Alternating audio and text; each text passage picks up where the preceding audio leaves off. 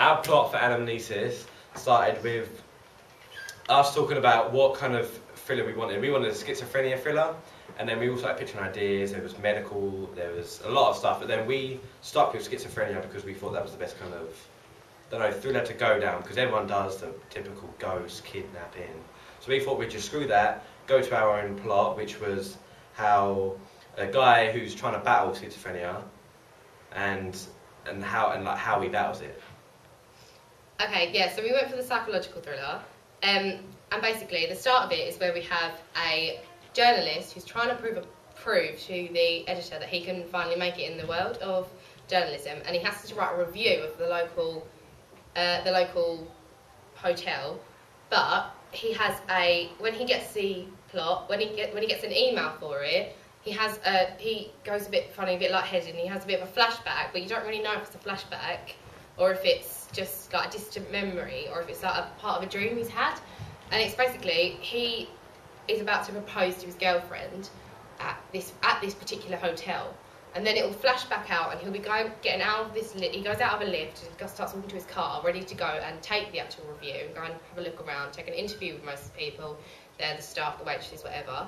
And then once he's in the car, he reads a pamphlet of like a brief of what he needs to do and little informations about the hotel. Then it'll go to another flashback, which is part of the first one. It's like an addition, and it goes. Basically, he starts flipping out. She refuses to marry him. So then he goes a bit mad and he pulls out a knife and he starts getting very angry towards her. Then eventually it fades out a bit. We show that he is threatening and she's scared. But then it cuts out and then the next shot is him at the hotel, and he's looking in this bag in the boot of the car, and you see the flash of the knife that he's used in this flashback. But the whole idea is that you don't know whether it's real or not. It could just be a memory, it could be a dream. You're not totally sure. But yeah, that's the plot. The characters are you have Jack Davis as a main actor, who is basically he is the journalist man. We tried to aim for like a genuine kind of like a normal guy you'd see in any date, really, like with a girl. And then he looks like a typical journalist, like shirts rolled up, in a coat. And then Vicky was... Yeah, Vicky was his girlfriend. We wanted her to look innocent and cute and like a typical girl who's quite young-minded. So to kind of show that she wasn't really ready for this kind of commitment. And that portrays when he asks her, before he asks her and he's looking down at the ring, she's like looking at the floor and like looking around, looking quite awkward, knowing that she obviously knows like something's going to happen. Yeah. And that's really our characters. Do you want to talk about the setting? I was going to do camera. Okay, the setting was that we chose Mary Green Manor because it's a Tudor-looking style building and it's quite this innocent sort of feel about it. It's quite old. Yeah, it's quite old. And it's like a beamed building, so it looks quite Tudorish. And it also gave us like the romantic feel, because we wanted to get like as if it was a proper romantic dinner, and he'd hired this whole beautiful room out for her because that's how much he wants to be with her. Yeah.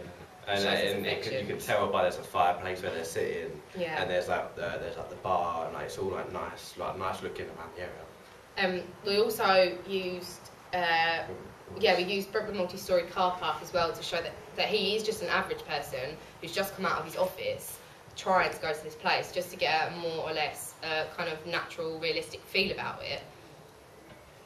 And at the start, there's a building. That building is not the one where his office is. We're using that as like a template of an office building. But then we used a school office because we didn't want it to look schooly, like the establishment shot. So we just used a completely different building to give the idea that it is. Props we used in it included a wedding ring, obviously the knife, stuff like that. I don't know what to say. Like champagne, wine glasses. Yeah, we bought champagne, we bought wine glasses. We bought it was a blue sapphire wedding ring, just to show that it was kind of like the blue because it was kind of calming, and that was kind of an opposite of what he was really as a person, whereas he was a bit confused and like obviously not totally mentally stable. Other props we used were, what else did we use? We used the pamphlet we made. We created a pamphlet for the brief. We used the email where Olivia typed an email out and then sent it to his account, so then it looks quite professional because we didn't really want it as a pamphlet because then it's like confusing. But I think email was the best way to do it. Yeah, specific angles we really liked was the one in the car, wasn't it? Yeah, it's where he's like sitting here, and the camera angle's looking down towards him. So it gives you like the car. It's not like a flash car. It's not like a really bad looking car. So he's just like a normal one like everyone else. And I thought that was quite good because it shows that he's looking down on him. So that's quite good. Yeah, another shot which was really good, which you did. The steady cam. Yeah, was the steady cam trying to actually get the email.